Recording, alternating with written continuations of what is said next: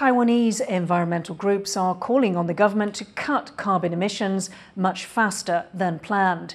Right now, Taiwan aims to slash 20% of emissions by 2030, but campaigners say that's much less ambitious than other countries, where the goal is to cut 40%.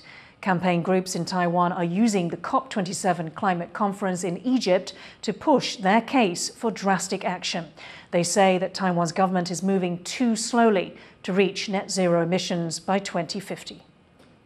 而如果我们把减量责任全部都是推到2030年之后的话，那就代表说我们政府没有要负起在气候政策上面的政治责任。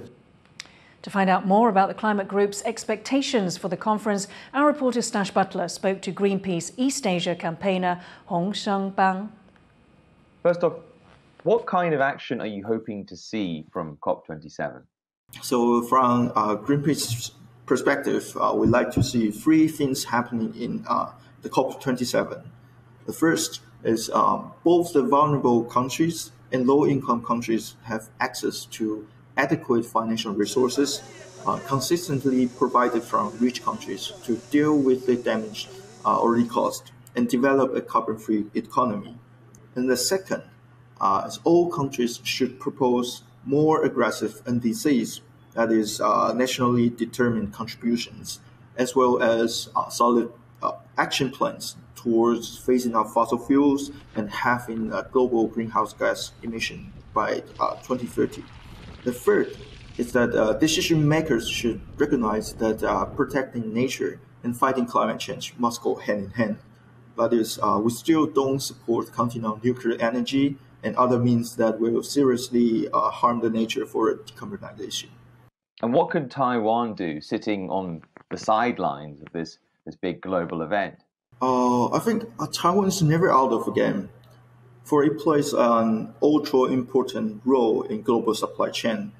So in order to align with the common goal shared by the rest of the world, we too have to make ambitious pledges. Two things that we urgently need in Taiwan are energy transitions and mindset transition.